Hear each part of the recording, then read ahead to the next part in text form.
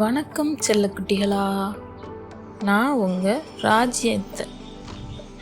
உங்களுக்கு கதைன்னா ரொம்ப பிடிக்கும் இல்லையா? இன்னைக்கு நான் உங்களுக்கு ஒரு கதை சொல்ல போகிறேன். கதை பேர் என்ன தெரியுமா? நீர்க்குமிழி சோப். நீர்க்குமிழின்னா நீங்கள் பார்த்துருக்கீங்களா? அந்த பபிள்ஸ் விடுவோம்ல, எடுத்து ஹூன்னு ஊதுனா சோப்பு தண்ணி ஊதுனன்னா அதுலேருந்து அப்படியே முட்டை முட்டையாக வருமே, கலர் கலராக. அதுதான் நீர்க்குமிழி. அந்த நீர்க்குமிழியால் செய்யப்பட்ட சோப் அப்படிங்கிறது தான் கதையோட தலைப்பு. ரொம்ப ஆர்வமாக இருக்குல்ல? சரி, நம்ம இப்போ கதைக்குள்ளே போகலாம்.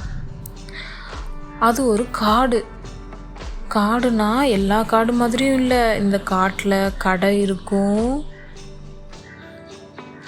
பள்ளிக்கூடம் இருக்கும், குட்டி குழந்தைங்கள்லாம் விளையாடுவாங்க. அப்படி ஒரு காடு. அந்த காட்டில் குட்டி யானைய அவங்க அம்மா போய் சோப்பு வாங்கிட்டு வான்னு அனுப்புனாங்களாம். கடையில் போய் நல்லதாக ஒரு சோப்பு வாங்கிட்டு வா, குளிக்கலாம் அப்படின்னு. குட்டி யானை கடைக்கு வந்துச்சான். அங்கே கடைக்காரர் யார் தெரியுமா? புலி. புலிக்கிட்ட வந்து எனக்கு ஒரு சோப்பு கொடுங்க அப்படின்னு கேட்டுச்சான். புலி உனக்கு என்ன சோப்பு வேணும் அப்படின்னு கேட்டாங்களாம். என்ன சோப்பு வாங்குறதுன்னு யானைக்கு தெரியல. திருன்னு முழிச்சிச்சு. உடனே புலி என்ன சொல்லிச்சு தெரியுமா? நீ போய் இருக்கிற சோப்பையெல்லாம் பாரு, உனக்கு எந்த சோப்பு பிடிச்சிருக்கோ அதை எடுத்துகிட்டு வா அப்படின்னு சொல்லிட்டு சோப்புகள் இருந்த பக்கத்தை காட்டினாராம். அங்கே போய் பார்த்த யானைக்கு ஒரே ஆச்சரியம். விதவிதமான வடிவத்தில் அழகழகான கலரில் நிறைய சோப்பு இருந்துச்சான். அதில் நீர்க்குமிழி மாதிரி இருந்த சோப்பு யானைக்கு ரொம்ப பிடிச்சிருச்சு. வண்ணங்களை வாரி இறைச்ச வானவில் மாதிரி அட்டகாசமாக இருந்துச்சு அந்த சோப்பு. அதுக்குள்ளே பல நிறைய நுரைக்கோலங்கள், அதில் வேற வேற உருவங்கள்லாம் தெரிகிற மாதிரி இருந்துச்சு. எவ்வளவு அழகான சோப்பு அப்படின்னு அந்த சோப்பை தும்பிக்கையால் வருடிச்சு குட்டி யானை.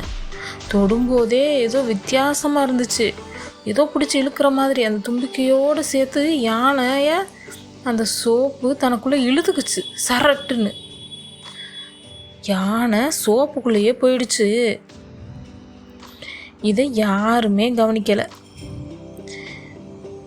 எல்லாரும் கடையில் ரொம்ப தீவிரமாக பொருட்கள் எடுத்துக்கிட்டு இருந்தாங்க. நம்ம அப்படி தானே செய்வோம். சூப்பர் மார்க்கெட் போனோன்னா கடையில் எங்கெங்கே என்னென்ன வச்சுருக்காங்க, எவ்வளோ அழகாக இருக்குதுன்னு வேடிக்கை பார்ப்போம்ல. அந்த மாதிரி எல்லாரும்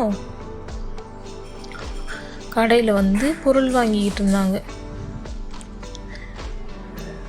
புலி என்ன செஞ்சிச்சு தெரியுமா? புலி ஒரு ஒட்டகத்துக்கு பற்பொடி எடுத்து கொடுத்துட்டு இருந்துச்சு. ஆமை எனக்கு ஷூ வேணும்னு கேட்டுச்சான். உடனே புலி ஆமைக்கு ஷூ எடுத்து கொடுத்துக்கிட்டு இருந்துச்சு. இந்த யானை குமிழி சோப்புக்குள்ளே போயிடுச்சா, என்ன செய்கிறதுனே அதுக்கு தெரியலை. உள்ளே போய் மாட்டிக்கிச்சு. அதுக்குள்ளேருந்து வெளியே வர்றதுக்கு போராடுது. சுற்றி உருண்டு பார்க்குது. அந்த குட்டி யானை சோப்புக்குள்ளே ரொம்ப குட்டியாக போயிடுச்சு. ஆனால் சோப்புக்குள்ளே அது குதிக்கவும் சோப்பும் யானையோடு சேர்ந்து உருளுது. அப்படியே உருண்டு கடைக்குள்ளே இருக்கிறது எல்லாத்தையும் தள்ளிவிட ஆரம்பிச்சிருச்சு. இதையும் யாரும் கவனிக்கல. ஒவ்வொரு சின்ன பொருளாக சோப்பு மேலே தானே இருக்கும். முதல்ல சோப்பு அடுக்கில் இருக்கிறதெல்லாம் தள்ளிக்கிட்டே வருது. ரொம்ப நேரம் ஆச்சே, நம்ம குட்டியை காணுமே அப்படின்னு யானையோட அம்மா வராங்க. வந்து என்ன புலி, என்னோட குட்டி வந்தாளா பாத்தியா அப்படின்னு சொல்லி கேட்குறாங்க. ஆமாம், வந்து சோப்பு கேட்டா. நான் விதவிதமாக சோப்பெல்லாம் எடுத்து வச்சேன், நீ பார்த்துக்கிட்டு நான் அந்த ஆமைக்கு ஷூ எடுத்து தந்துட்டு வர்றேன்னு சொன்னேன். பார்த்தா ஆளையே காணோம், வீட்டுக்கு போயிருப்பா போல அப்படின்னு சொல்லிச்சு புலி. வீட்டுக்கு வரலையே, இங்கே தான் கடைக்கு தான் வந்தா அப்படின்னு சொல்லிட்டு இவங்க பேசிக்கிட்டே இருக்கும்போது அந்த சோப்பு கடைக்குள்ளே அங்கே இங்கேயும் குதிச்சு எல்லாம் கீழே போட்டு உருட்ட ஆரம்பிச்சிருச்சு. என்னடா கடைக்குள்ளே எல்லாம் கீழே போய் விழுகுது, சோப்பு வேற உருளுது அப்படின்னு புலி போய் அந்த சோப்பை பிடிக்க பார்த்துச்சு. ஆனால் புலியால் அதை பிடிக்கவே முடியலை. அப்போ இந்த அம்மா யானையும் புலிக்கு உதவிக்கு போச்சு. அம்மாவை பார்த்ததும் குட்டி புலி, அப்பா அம்மா வந்துட்டாங்க, எப்படியாவது நம்மளை காப்பாற்றிடுவாங்க அப்படின்னு அம்மா கிட்ட வந்து சமத்தாக நின்றுச்சு. அப்போ தான் புலியும் அம்மா யானையும் பார்க்குறாங்க.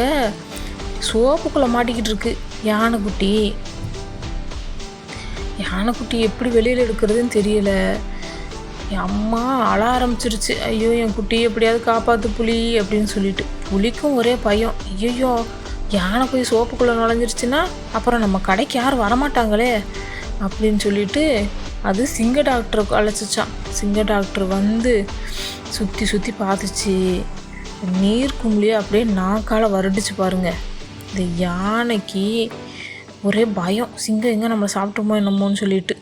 உடனே யானை ஒரே குதி பயத்தில் தங்குன்னு குதிச்சிச்சா, இந்த நீர் குமிழி டொப்புன்னு அடித்து யானைக்குட்டி வெளியில் வந்துச்சு. உடனே போய் அம்மாவை கட்டிக்கிச்சு, அம்மா நான் ரொம்ப பயந்துட்டேன் அப்படின்னு.